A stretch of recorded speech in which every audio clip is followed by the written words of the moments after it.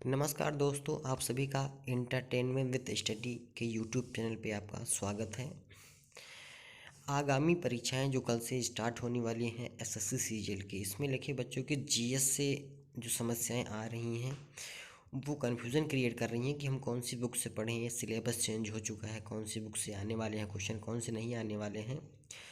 तो इसमें से कुछ क्वेश्चन आपके द्वारा इसमें देखे जाएंगे, जिसमें इस सीरीज़ से जो क्वेश्चन दिए गए हैं वो सीपीयू में काफ़ी ऐसे क्वेश्चन आए हैं जो यहाँ से टू कॉपी करके दे दिए गए हैं। तो आइए समझते हैं इन सारे क्वेश्चन के बारे में। पहला क्वेश्चन है, भारत में पहली बार संविधान सभा के चुनाव कब हुए थे? तो 1946, 1947, 1948 और 1949। जिसमें अब आंसर की बात करें तो आंसर इसमें जो पीले कलर से मार्क है वो इसका राइट आंसर है। तो राइट आंसर हो जाएगा 1946।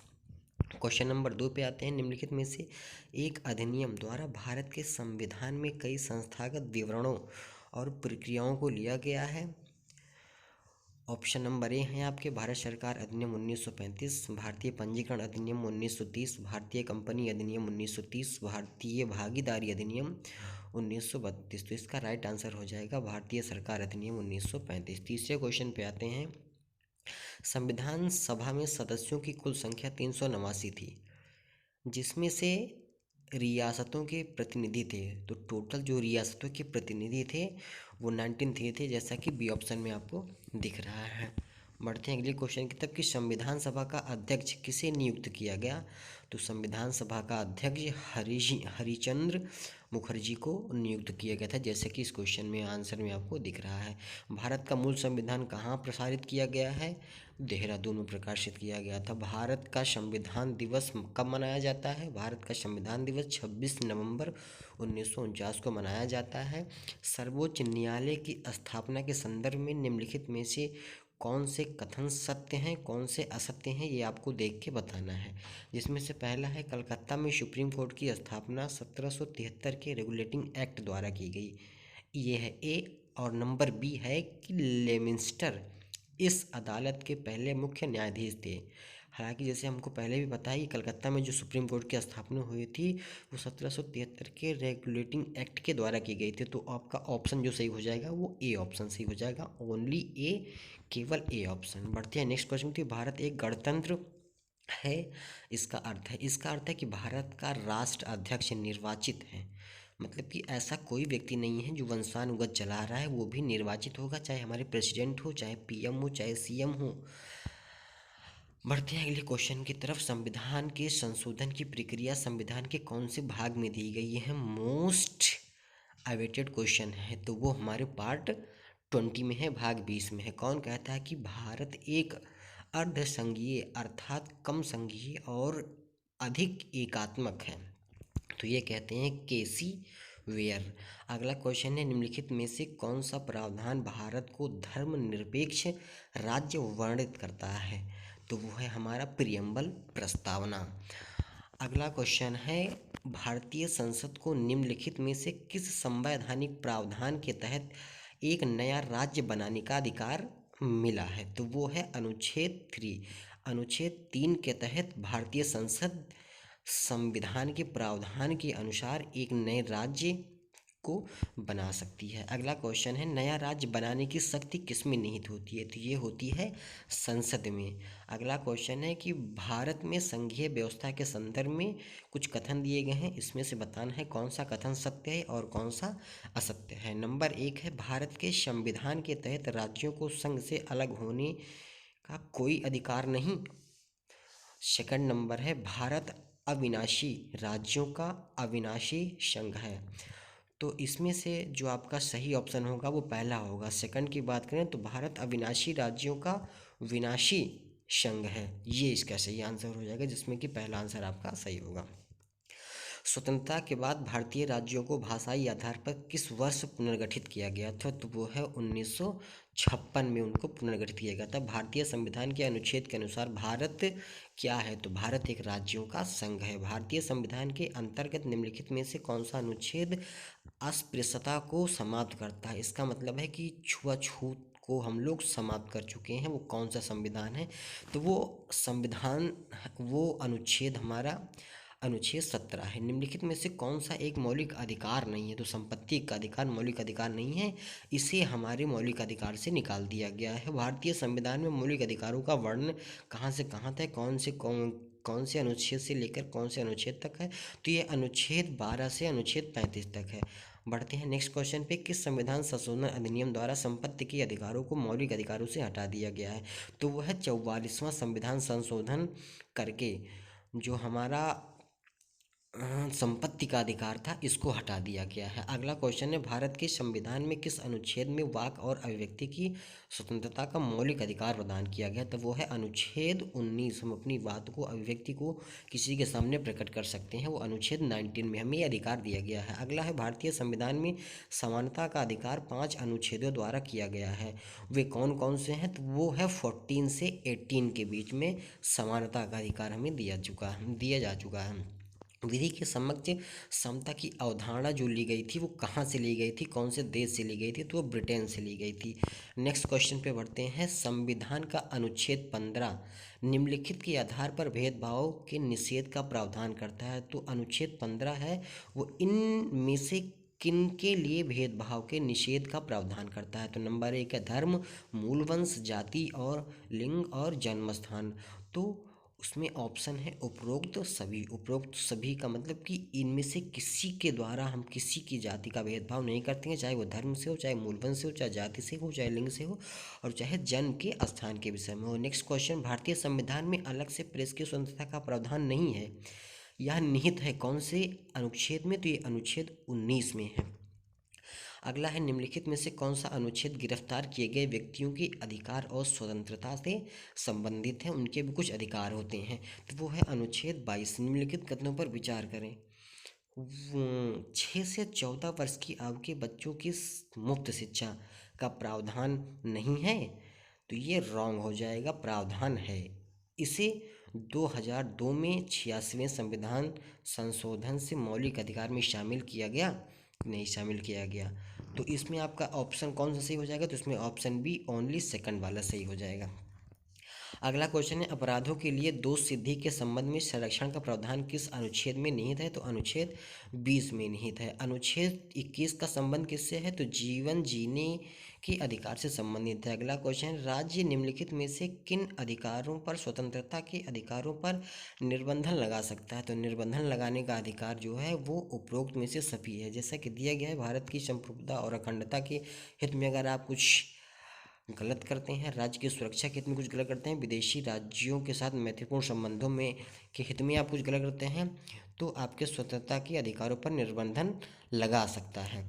अगला है, आधुनिक अर्थों में राज्य शब्द का प्रयोग सर्वप्रथम किसने किया था? तो सर्वप्रथम शब्द का प्रयोग राज्य का किसने किया था? तो मैकियावेली ने किया था। नेक्स्ट क्वेश्चन पे, भारत के राज्यों और केंद्र शासित प्रदेशों के नाम संविधान के कौन से अनुसूची में दी गई है? तो ये अनुसूची 1 में दी गई है। अगला क्वेश्चन है, भारतीय संविधान का कौन सा अनुच्छेद केवल धर्म, मूल वंश, जाति, लिंग, जन्म स्थान या इनमें से किसी के आधार पर विभेद का प्रतिषेध का प्रावधान करता है? वो है आर्टिकल 15। मानव के दुर्व्यवहार और बलात्श्रम के प्रतिषेध का प्रावधान किस अनुच्छेद में है? तो अनुच्छेद 23(23) है। अनुच्छेद 24 के अनुसार डैश से कम आयु के किसी बालक को किसी कारखाने या काम करने के लिए नियोजित नहीं किया जाएगा या किसी अन्य परिसंकट में नियोजन में नहीं लाया जाएगा। मतलब कि अनुच्छेद 24 ये कहता है कि आप 14 साल से कम उम्र के बच्चों को काम पे नहीं भेज सकते हैं, उनसे काम नहीं करवा सकते हैं। तो ये है आंसर इसका, 14 वर्ष से कम आयु के किसी भी बच्चे को। अगला क्वेश्चन, निम्नलिखित में से कौन सा अनुच्छेद अल्पसंख्यक वर्गों को अपनी रुचि की शिक्षा संस्थाओं की स्थापना और प्रशासन अधिकार का प्रावधान करता है? तो वो है अनुच्छेद 30। किस अनुच्छेद के तहत उच्च न्यायालयों को भी मौलिक अधिकारों के प्रवर्तन के लिए रिट जारी करने की शक्तियां प्राप्त है? तो वो है अनुच्छेद 226 के तहत ये रिट जारी कर सकते हैं मौलिक अधिकार के प्रवर्तन के लिए। किसने अनुच्छेद 32 को संविधान के हृदय और आत्मा कहा है? तो डॉक्टर भीमराव अंबेडकर ने कहा है। अवैध रूप से हिरासत में लिए गए पुरुष को मुक्त करने के लिए उपयुक्त न्यायिक निकाय द्वारा निम्नलिखित में से कौन सा रिट जारी की जाती है? तो वह बंदी प्रत्यक्षीकरण है। अगला क्वेश्चन है, भारतीय संविधान में कल्याणकारी राज्य का आदर्श किसमें निहित है? तो ये है राज्य के नीति निर्देशक तत्व में निहित है कल्याणकारी राज्य का आदर्श। अगला क्वेश्चन है, राज्य के नीति निर्देशक तत्वों को किस देश के संविधान ने अपनाया गया है? किस देश के संविधान से ये अपनाया गया है? तो ये अपनाया गया है आयरलैंड से। आयरलैंड से कौन से चीज़ों को लिया गया है? तो वो है राज्य के नीति निर्देशक तत्व को लिया गया है। नेक्स्ट क्वेश्चन है, निम्नलिखित में से किस एक समिति ने संविधान में मूल कर्तव्यों को सम्मिलित करने हेतु संस्तुति की है? तो वो है सरदार स्वर्ण सिंह समिति ने की थी। अगला क्वेश्चन है, जोरवे कल्चर एक चालकोथिक पुरातात्विक स्थल है जो वर्तमान समय में निम्नलिखित में से किस भारतीय स्थल में स्थित है? तो वो है महाराष्ट्र में। अगला क्वेश्चन है, निम्नलिखित का मेल कीजिए। तो इसमें मोहनजोदड़ो है, इधर है स्टैचू ऑफ ईस्ट, हड़प्पा है, पता नहीं, तो इसमें ऑप्शन आपका ये राइट आंसर हो जाएगा। मोहनजोदड़ो में सबसे बड़ी इमारत कौन सी है? तो वो है ग्रेट ग्रेनरी। अगला क्वेश्चन है, निम्नलिखित में से कौन सा हड़प्पा स्थल भारत में स्थित है? तो वह है दैमाबाद।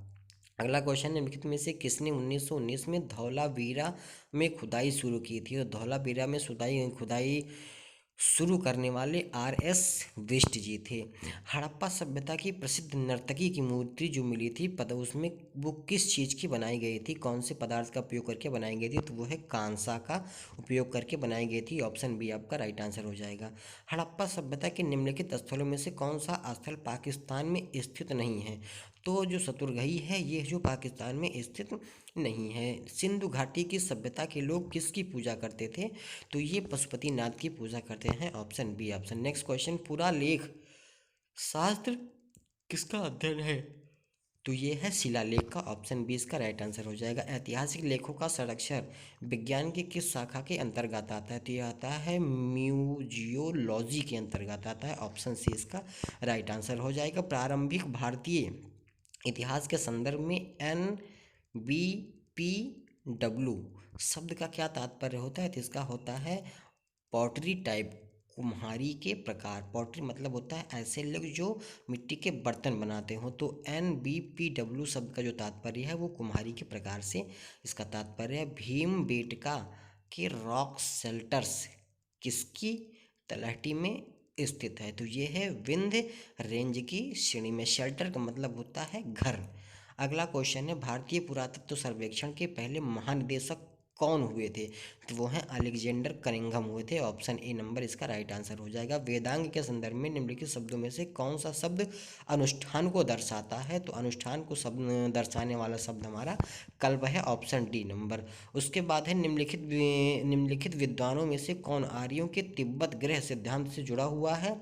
तो ऑप्शन सी दयानंद सरस्वती। अगला क्वेश्चन है, निम्नलिखित में से किस नदी को वैदिक काल में पुरुषणी नाम के जाना जाता था? तो ये मोस्ट नॉलेजेबल क्वेश्चन है। ये रावी नदी को जाना जाता था परशु नदी के नाम से। वेद का कौन सा वेद धार्मिक अनुष्ठानों से संबंध रखता है? तो ये यजुर्वेद रखता है। अगला है, पुरुष सूक्त किस वेद का एकमात्र संग्रह सूत्र है? तो वो है ऋग्वेद। ऑप्शन डी इसका राइट आंसर हो जाएगा। उपनिषद क्या है? तो उपनिषद हिंदू दर्शन का स्रोत है। ऑप्शन नंबर सी इसका राइट आंसर। कैवल्य कौन से धर्म से संबंधित है? तो ये बी जैन धर्म से संबंधित है। अगला क्वेश्चन है, भगवान महावीर को मोक्ष निम्न में से किस स्थान पर प्राप्त हुआ था? तो ये हुआ था पावापुरी में। जैनियों द्वारा अपने पवित्र ग्रंथों के लिए सामूहिक रूप से किस शब्द का उपयोग किया जाता है? तो अंग शब्द का इस्तेमाल किया जाता है। 326 ईसा पूर्व में सिकंदर और राजा पोरस के बीच युद्ध किस नदी के किनारे पर लड़ा गया था? तो ये झेलम नदी के किनारे लड़ा गया था। माउंट आबू स्थित मशहूर दिलवाड़ा मंदिर निम्नलिखित में से किस समुदाय पर पवित्र तीर्थ स्थल है? तो ये जैन का है। अगला है, गौतम बुद्ध का वास्तविक नाम क्या था? तो ये सिद्धार्थ नाम था उनका। अगला क्वेश्चन है, गौतम बुद्ध को ज्ञान कहाँ प्राप्त हुआ था? तो बोध गया। बोध मतलब ज्ञान, गया मतलब हो गया। तो जहाँ उनको ज्ञान हो गया उसे क्या बोलते हैं? बोध गया बोलते हैं। अगला, निम्नलिखित में से किस स्थल पर भगवान बुद्ध ने 4 महासत्य पर अपना प्रथम उपदेश दिया था? तो वो सारनाथ में है।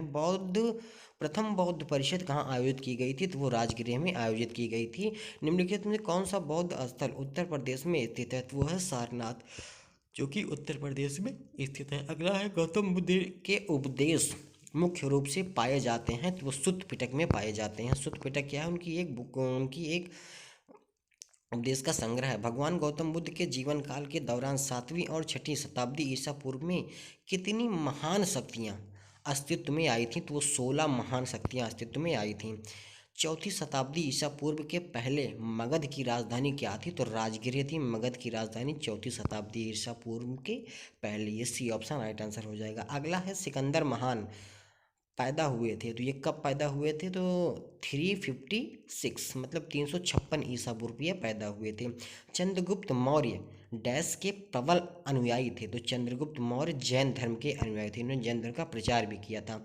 अगला है गुजरात में डैश झील वस्तुतः एक कृत्रिम झील है, कृत्रिम जलाशय है, जो मौर्यों के शासनकाल के दौरान बनाया गया था। कृत्रिम झील का मतलब है कि वहाँ के लोगों द्वारा इसे बनाया गया था। तो ये कौन सी है? सुदर्शन झील है, जो गुजरात में स्थित है और इसे मौर्य के शासनकाल के दौरान बनाया गया था। अगला क्वेश्चन है, निम्नलिखित में से किसने 1877 ईस्वी में अशोक के शिलालेखों का एक सेट प्रकाशित किया था? तो वो है अलेक्जेंडर कर्नियम। इन्होंने 1887 में अशोक के शिलालेखों का एक सेट प्रकाशित करवाया था। निम्न में से कौन अशोक के अभिलेख को समझने पढ़ने वाला विद्वान हुआ था कि जो उसमें लिखा गया था उनको वो समझ सके? तो वो हुए थे जेम्स प्रिंसेप। अगला क्वेश्चन है, अशोक के शिलालेखों पर किस लिपि का प्रयोग किया गया था? तो वह है ब्राह्मणी लिपि का प्रयोग किया गया था। अगला क्वेश्चन है, कलिंग युद्ध कब किस वर्ष स्टार्ट हुआ था? तो वो कलिंग युद्ध 261 ईसा पूर्व स्टार्ट हुआ था। अगला क्वेश्चन, निम्नलिखित में से कौन पहला शासक था जिसने अपनी प्रजा और अधिकारियों के लिए अपना संदेश पत्थर की सतहों, प्राकृतिक चट्टानों और पॉलिश किए गए स्तंभों पर उत्कीर्ण करवाया था? तो ये सिंपल आंसर है अशोक। अगला क्वेश्चन है, अगला क्वेश्चन हमारा है कि सूर्य मंदिर जो है निम्न कौन से राज्य में स्थित है? तो सूर्य मंदिर जो है उड़ीसा राज्य में स्थित है। राजा हर्षवर्धन ने अपने भाई की मृत्यु के बाद थानेश्वर और कन्नौज के सिंहासन का प्रभुत्व स्थापित किया, तो वो है राज्यवर्धन। इसका राइट आंसर हो जाएगा राज्यवर्धन। अगला क्वेश्चन है, वर्मन राजवंश के भास्कर वर्मन ने डैश क्षेत्र पर शासन किया? तो वो कामरूप क्षेत्र पर आसन किया वर्मन राजवंश के भास्कर वर्मन ने। अगला है, राजा हर्ष ने अपनी राजधानी कहाँ से कहाँ हस्तांतरित की, मतलब कि एक दूसरी जगह बदल दी? तो वो थानेश्वर से कन्नौज स्थानांतरित कर दी। ऑप्शन नंबर ए इसका राइट आंसर हो जाएगा। प्रसिद्ध चीनी यात्री हुएनसांग ने किस सम्राट के शासनकाल के दौरान भारत की यात्रा की थी? तो ये हर्षवर्धन के शासनकाल में हुएनसांग, जो कि चीन का यात्री था, उसने यहाँ पे यात्रा की थी। अगला क्वेश्चन है, निम्नलिखित में से कौन भारत में एक चीनी यात्री नहीं था? तो अल्ब अरूनी जो है वो चीनी यात्री नहीं था, बाकी फैहान सुआनजांग ईशिंग ये सारे चीनी यात्री थे। ऑप्शन ए इसका राइट आंसर हो जाएगा। पाल राजवंश का संस्थापक कौन था? तो पाल राजवंश का संस्थापक गोपाल था। विक्रमशिला विश्वविद्यालय के संस्थापक कौन थे? तो ये धर्मपाल थे। निम्नलिखित में से किस नदी के बाद से दक्षिण भारत में भूमिदान देने की प्रथा चल पड़ी थी? तो वो है 8वीं सदी के बाद से। किस वंश की राजधानी दक्षिण भारत में नहीं थी? तो वह है पाल। अगला क्वेश्चन है, पृथ्वीराज चौहान ने डैश से विवाह किया तथा उनके शत्रु जयचंद्र गहड़वाल की बेटी थी? तो उनका नाम था संयोगिता से पृथ्वीराज चौहान ने विवाह किया था। निम्नलिखित में से किसने राष्ट्रकूट साम्राज्य की स्थापना की थी? तो वो थे दंत दुर्ग। अगला क्वेश्चन है, मिहिर भोज शासक थे, तो वो किसके शासक थे? तो तिहार के शासक थे। खजुराहों का स्मारक समूह किस राजवंश से संबंधित है? तो वह चंदेल राजवंश से संबंधित है। कंबोडिया में स्थित अंकोर वाट का जो सुप्रसिद्ध विष्णु मंदिर है उसे किसने बनवाया था? तो उसे सूर्यवर्मन सेकंड ने बनवाया था। प्रसिद्ध बृहदेश्वर मंदिर में स्थित कौन है? तो वह है तंजावुर। अगला क्वेश्चन है, होल होय होयसले होयसलेवर मंदिर निम्नलिखित में से किस राज्य में स्थित है? तो कर्नाटक राज्य में स्थित है। कर्नाटक